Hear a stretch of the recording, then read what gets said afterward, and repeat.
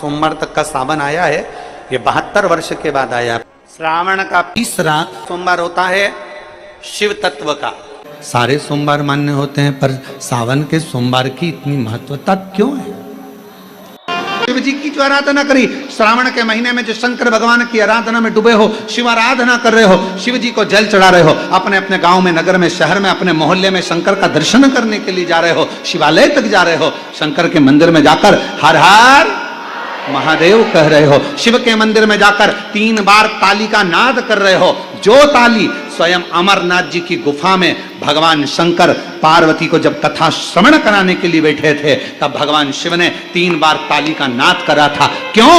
क्योंकि पार्वती, ये 3 तालियां मैं इसलिए बजा रहा हूं कि तेरे भीतर के सारे जितने भी पूर्व में तू जन्म ले चुकी है, वो सारे जन्म को बिसराकर इस जन्म को याद कर कर तू मेरा भजन कर कर मुझ में समाहित रहे। किसी ने पूछा अन्य देव और महादेव में क्या अंतर है? हमने कहा देवता देते हैं पल्ला झाड़ कर, महादेव देता है छप्पर फाड़ कर। फिर किसी ने पूछा अन्य देव के भक्त और महादेव के भक्त में क्या अंतर है? हमने कहा एक अंतर है, अन्य देव का जो भक्त होता है वो हो सकता है कि मार्ग से भटक जाए, पर महादेव का जो भक्त होता है वो विश्वास पर जीता है, शिव के भरोसे पर जीता है, तो भटकता नहीं है। बेलपत्र चढ़ाने से किस किस चीज की प्राप्ति होती है? किस किस चीज की प्राप्ति? शिव महापुराण की कथा कहती है, एक बेलपत्र यदि शिव को समर्पित करा जाता है तो रिद्धि तुम्हारे घर में प्रवेश कर जाती है। दूसरा बेलपत्र जब हम समर्पित करते हैं तो सिद्धि तुम्हारे घर में प्रवेश कर जाती है। तीसरा बेलपत्र यदि हम समर्पित करते हैं तो श्री गणेश हमारे घर में प्रवेश कर जाते हैं। चौथा बेलपत्र यदि हम समर्पित करते हैं तो भगवान नारायण लक्ष्मी को लेकर हमारे घर में प्रवेश कर जाते हैं। और 5वां बेलपत्र जब हम समर्पित करते हैं तो भगवान शंकर गोरा जी के साथ तुम्हारे घर में प्रवेश कर जाते हैं।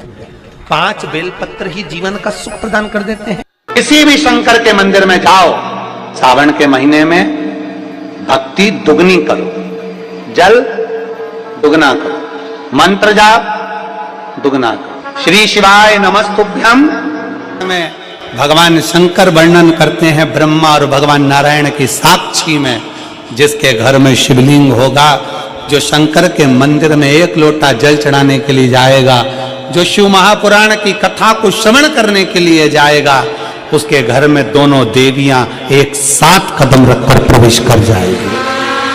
सरस्वती का कदम पड़ेगा, बुद्धि आएगी, विवेक आएगा, और फिर लक्ष्मी का कदम पड़ा तो लक्ष्मी उसके घर में श्रेष्ठता के साथ निवास करे। लोग आप सोमवार का व्रत करते हैं कि नहीं करते वो पता नहीं, पर सावन के महीने में 4-5 जो भी सोमवार पड़ जाएं, अगर उस पर अगर आपने व्रत कर लिया, व्रत को धारण कर लिया, या शिवालय के जाकर भगवान शंकर की आराधना कर ली, तो पूरे वर्ष के सोमवार का फल सावन के महीने के 5 या 4 सोमवार में प्राप्त हो।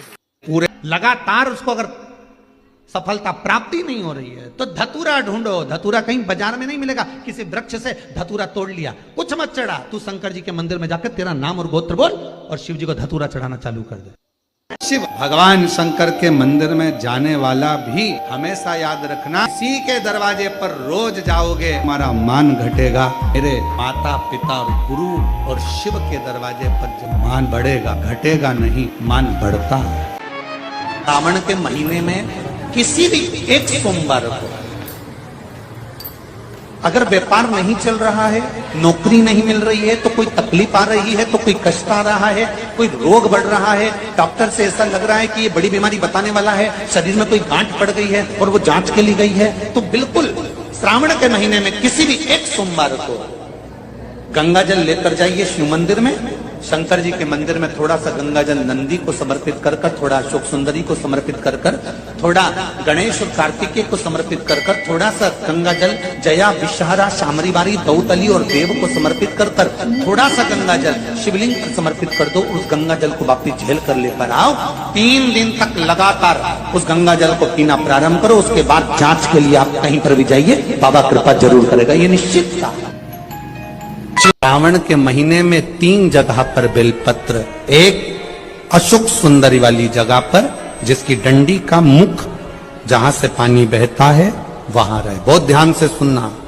दूसरी बेलपत्र माता पार्वती जी का हस्त कमल जो जलाधारी है वहां, उसका डंडी का मुख अपनी ओर हो।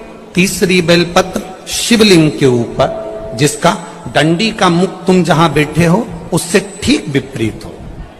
अगर आप यहां बैठे हो तो डंडी का मुख उधर हो, आप यहां बैठे हो तो डंडी का मुख उधर हो, अपने विपरीत में डंडी का मुख हो।